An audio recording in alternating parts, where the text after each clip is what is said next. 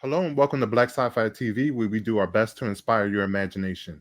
I'm your host, Maurice Waters, and today we delve into the chilling depths of horror with some very distinguished guests who are shaping the horror and comic book industries with their groundbreaking works. These creators are redefining fear through a lens that is unique to their own. Join us as we discuss the rich narratives that are guaranteed to leave a mark on the horror industry.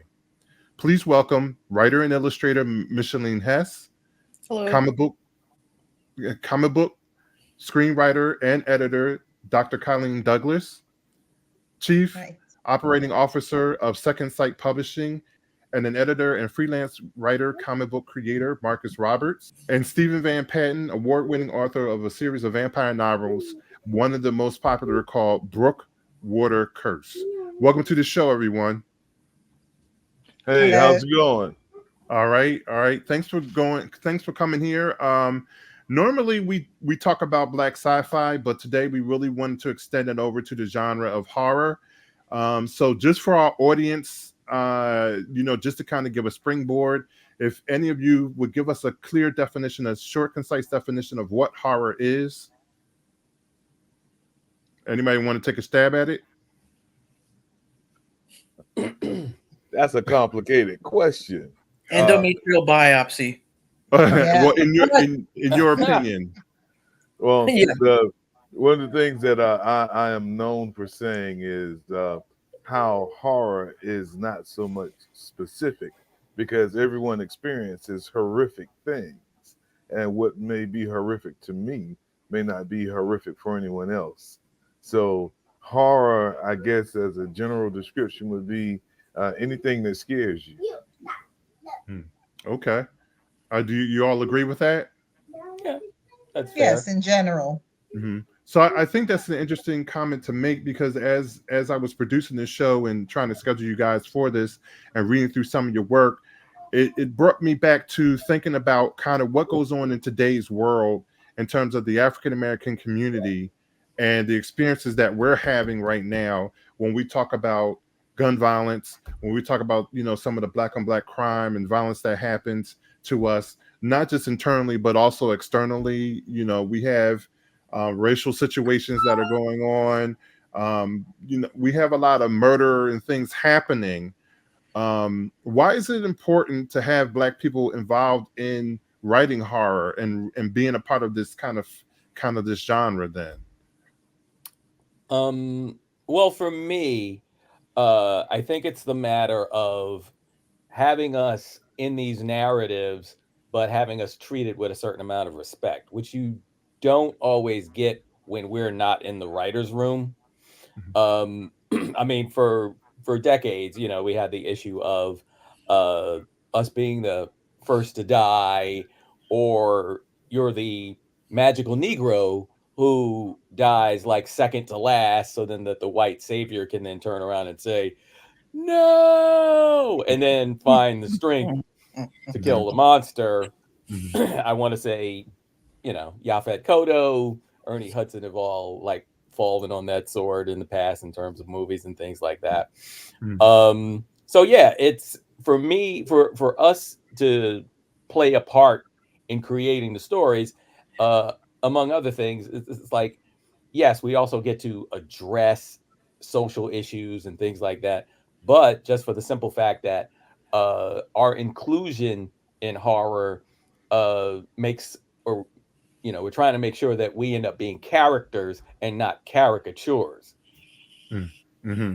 Do you think that that leads to us being kind of stereotyped within the genre? Also leads to sort of a desensitization to who we are as a people. When it does art reflect reality? Reality reflects art.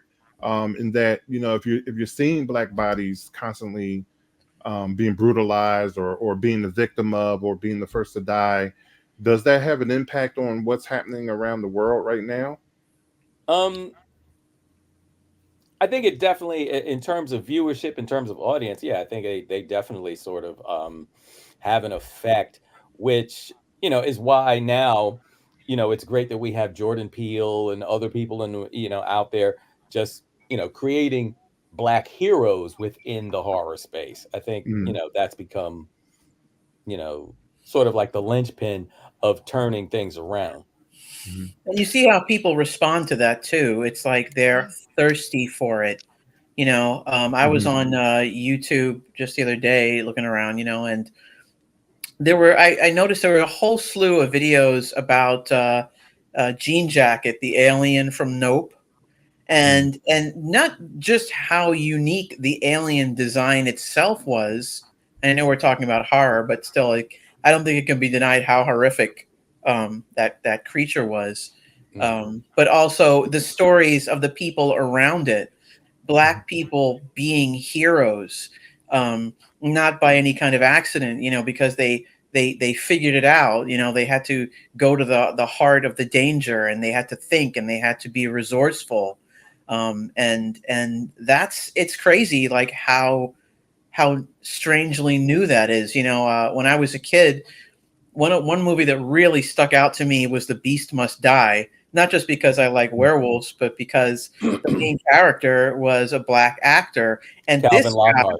yes, he had his own estate. He had helicopters, and he had video rooms, and he had everything, and he had people working for him, because he was going to find and hunt this werewolf. And I just had never seen anything like that. Even though like people like Peter Cushing took sort of top billing, in terms of the way the case design always looked, he was still kind of below the main character, and that was kind of exciting and not something I saw a lot back then. And let's go into that a little bit. Let's talk a little bit about the past and what inspired each one of you to kind of get into horror. Was this something that as a child, like she said, that you always wanted to be involved in? Is this something, a new venture that you just got involved in, or where'd the influence come from, or the inspiration to start working and writing and drawing in horror? We'll start with Dr. Douglas. Yeah. Well, for me, it's really about cultural education, because it goes, to in some direction, to contributing to, like, I don't know, a revolution to sort of re-examine your culture, and also to kind of introduce it to people who don't know anything about that, because for a lot of people, Black people don't seem to experience horror in their minds, and or we're not really seen as part of um, any particular kind of horror genre or anything like that. So Black horror kind of stands unique in its own right, in that it identifies culturally certain things that people are then able to look at from a Black perspective. For us, what is horror, and then to explore that. And also it's an exchange. It gives them, it's like a cultural exchange in a way, because you get to learn something about people that you didn't know anything about as well, and what is horror for them in their reality. So in that sense, yes. Yeah. So that kind of brings me to my next question for you, Dr. Douglas and Marcus Roberts, as you guys are the creators and coordinators of this Shook Black Horror Anthology series that I think is so special. And it's funny that when certain things happen in life and in the world, you say, well, why didn't I think of that? It was so obvious to do something like this, but no one's really had taken the time out to do this. First of all, kudos for that. And what I'm referring to is the Shook Anthology that's on Marcus Roberts' shirt. And that was the first one that series that he did. I think that's maybe about a year old or 2 years at the most. It's actually, it just came out January 31st of this year. And it is well within its second printing, working toward a third printing. Right. Congratulations on that. And then now we have, out of that series, we have the second, which is the Shook series that Dr. Douglas is producing and creating along with Michelin Hess. And that is one that focuses on, is it all tales by Black women, or is it just Black women writing it? Like, tell us about that one, because It that is. is history making right there. It certainly is all Black women on Okay, it, all sides, and drawing, writing, yes, everything. yes. All right. But the way in which we are approaching it is that we did not want to write stereotypical stories. Okay. We wanted to bring a fresh approach to Black horror, because a lot of times people, when they think of what could be horrifying to Black people, it's usually very stereotypical things like domestic violence and gang violence and guns and, I don't know, drug pushers and Mm-hmm. this kind of stuff. And I have to say that when I was growing up and I looked at Marvel, and Marvel had a comic, and one of the Black characters was like um, a drug dealer, for example, and I was like, well, I didn't grow up with drug dealers, and I knew none of those kinds of people. I don't know what a pimp is, until I got older, for example, because I grew up with nurses and doctors and headmistresses, and those were the people in my family. I never had anything to do with this kind of stuff, and I saw like copious amounts of it, and there was even a sort of, I want to say, a time when it was sort of regurgitated over and over, whether it was in comics, whether it was in film. There was a time when all I saw was Boys in the Hood, or then I was seeing Gangster's Paradise, or some other thing.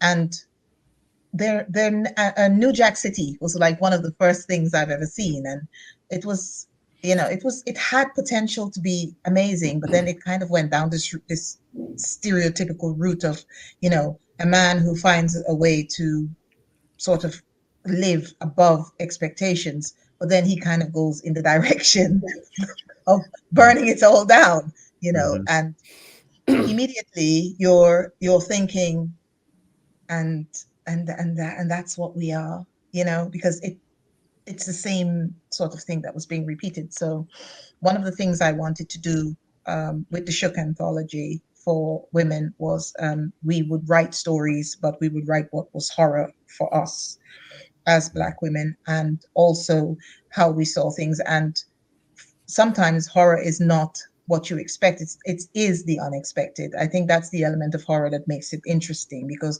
one person's sort of perspective is another person's joy in a way. And so for women, for example, aging could be seen as a horror for them. It's you wake up one morning and you've got more wrinkles than you had before, and you've got these little spots coming out by your eye, and you really don't know what that is. And then they tell you things like, oh, it's skin tags or something like that, which 3 months ago you would have sworn you've never heard of those things. So it's varying degrees of what makes horror for the individual, and it's a subjective matter. So, but you're sharing that sort of insight, or that look into what another person's idea of horror is for them. And I wanted it to be something like that, more than the usual stereotyping things that you would always say. I'm sick of Black pain. I'm tired of it. I don't want to see any more Black pain. I want to see Black upliftment. I want to see Black change. So for me, that was the push.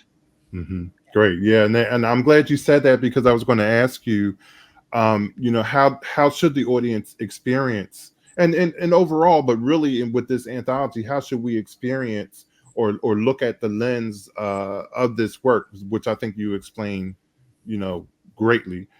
But my question for you is, why the comic book? Why draw it? Why not do novels? Why use that medium or film, for that Because matter? comics is a visual medium. I think I got this. The whole thing with the anthologies, the volume 1 and volume 2, when we put these books together, we put the books together with comic book people, with people like the volume 1, even though it happened to become an all male thing, really I wasn't looking at gender. I was looking at the top people in comic books. I was looking at award winners, award nominees, and people who I was associated with, who I consider to be great writers in the horror genre, and I asked them to participate, and this is what happened. Volume 2 is the same way. These are primarily comic book people, and these are great writers. Michelin, I've been a fan of hers for many years. Just having the platform in which we have as Second Sight Publishing, having the anthology which we'd established volume 1, we felt like now, let's bring women in. There are plenty of prose horror anthologies that are all female. I mean, there are a lot of them, and they are good. And for people who are fans of prose, I say go find your prose book. But we are comic book people, so it's only natural that any storytelling that we do, we think in terms of comics first. So this is how the whole graphic novel or comic anthology comes about. But what makes it historic is the fact that in the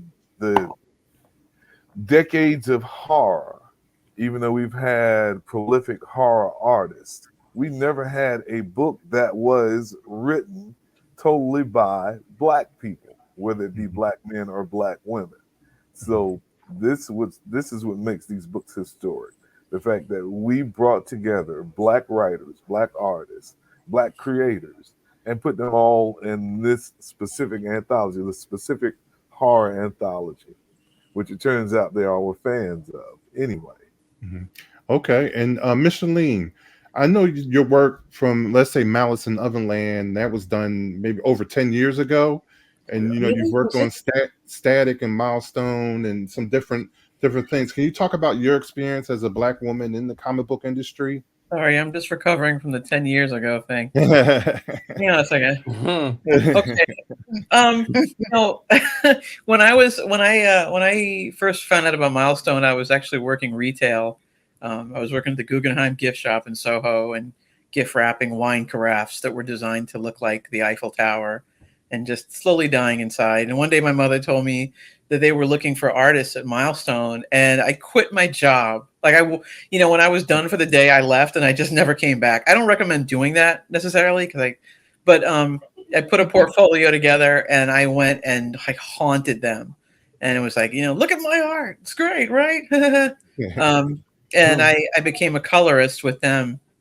And actually, after they closed their doors, I was sort of jaded for a while, and I didn't look at it again until I started doing Malice in Ovenland back in 2010 was when I started. I was working at Nickelodeon many years later, and I just got to a point where I didn't want to find myself, thinking, I could have been a great, comic book artist, and people say, that's nice, Miss Hess, take your medication. There you go.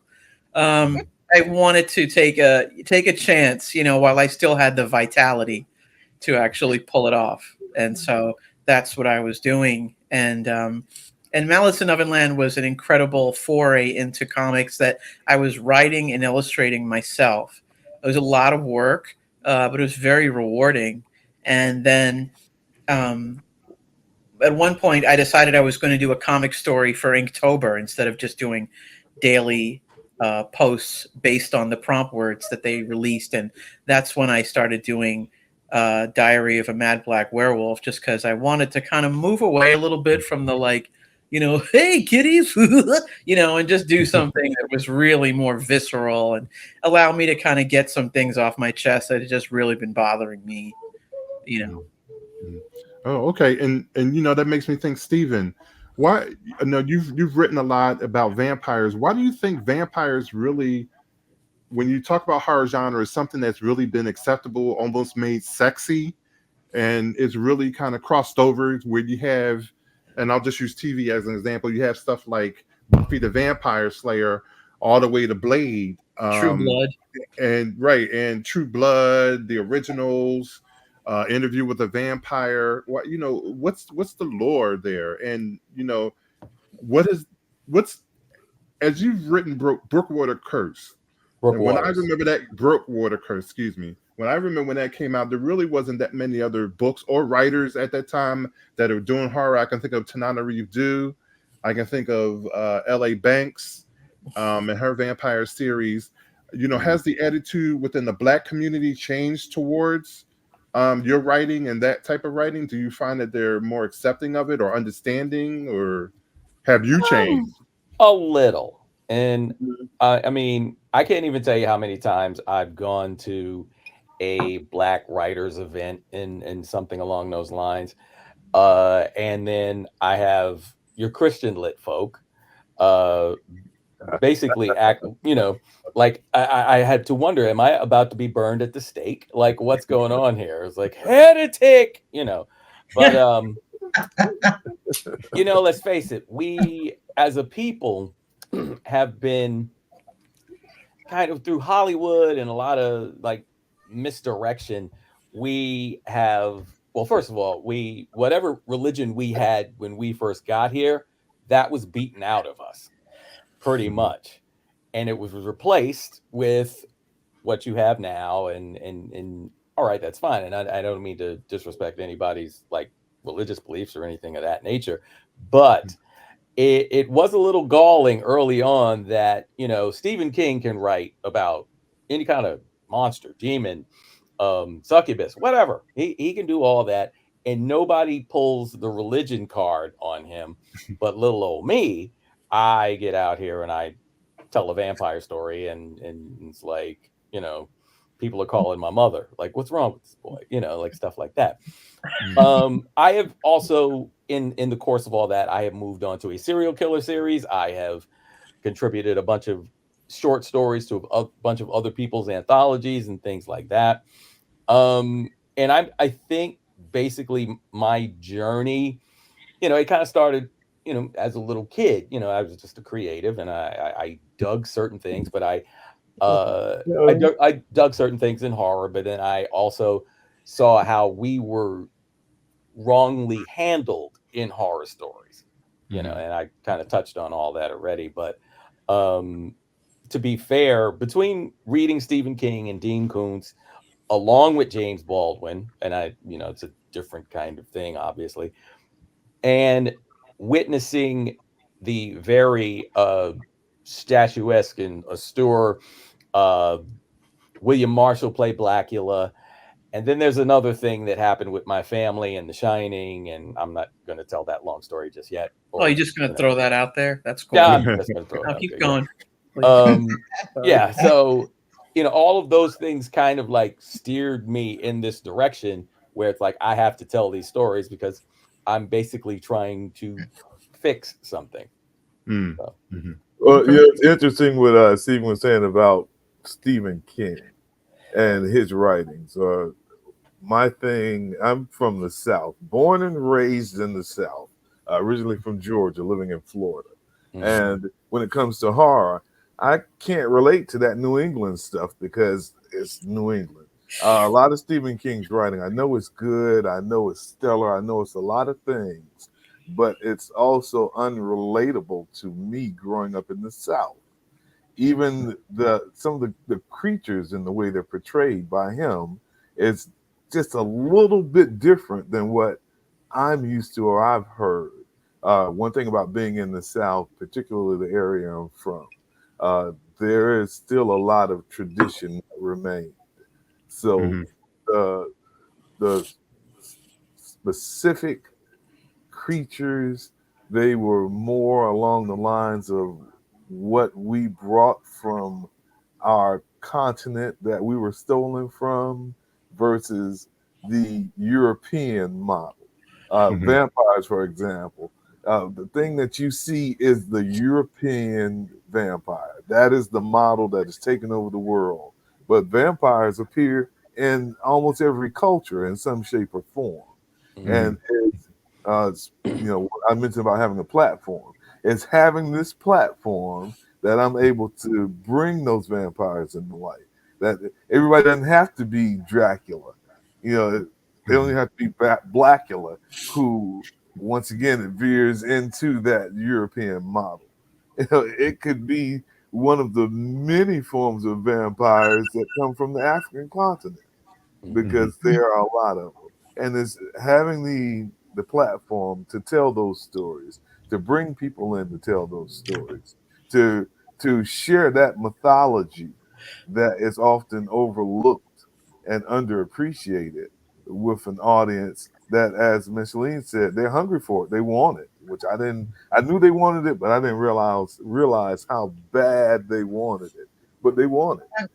And the thing about that is that it expands the horror genre as well by doing that, because you, up until then, you only have known, I want to say, I put that quotation out there, known monsters, and then you get to meet unique monsters that you've never met before, and they are their own kind of interesting mythology with that.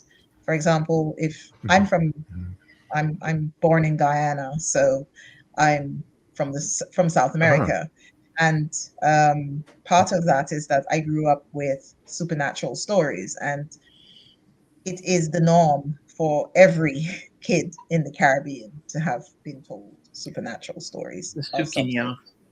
Yes, and what you call a sukuya in Trinidad is basically olag in Guyana, which is a sort of a fire kind of creature who sheds her skin and becomes a ball of flame and goes out and sort of feeds on babies and children, which is a kind of a vampire, but not in the strict sense of Bram Stoker, you know. And she is not considered an undead. She's considered the supernatural, but not that she's undead in particular. And part of what I did is to basically re-render supernaturals from my own background in a book that's called Silk Cotton.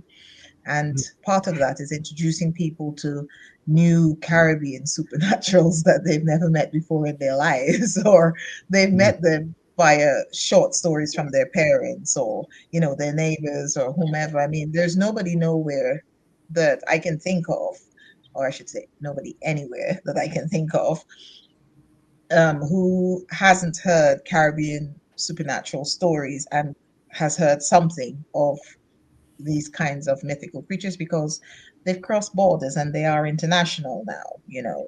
But they're not as widely known and as upheld as, I want to say, Norse mythology or Orishas or something like that. And that's mainly because, in a way, Caribbean supernaturals are more sort of like the neurodivergent family member of Caribbean culture, because, you know, they're there in their own corner and you try to pretend that they don't exist, because an awful lot of Caribbean people and countries in general were coming out of colonialization, and and therefore they adopted a lot of principles that were not ours, so to speak. And with that, we kind of shunted our folklore and shunted our monsters and all of these things. And that was sort of seen as dirty laundry in a way and hidden in the back. And those are stories that I'm bringing back again, because I want to expand horror by introducing new things, which I think has space, like everything else. All right, so that's great. So I want to thank you all for being a part of this today. Time went by so fast. We definitely want all of you to come back again to talk about these works and more that you do. We want to say that we're proud of you, all of you. We're looking forward to this. I'm personally excited about, you know, this in terms of, you know, pushing the genre to its edges, and, you know, and making sure that we are represented in this genre.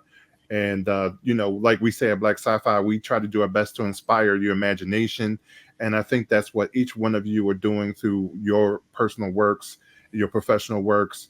And we just want to do everything we can to encourage you to keep on going. So again, I want to say thanks to everyone. I hope you have a good evening, and I look forward to much more success in all of what you do. Thank you. Thank you. Thank you very much. Thank you. And reporting for Black Sci-Fi TV, I'm Maurice Waters.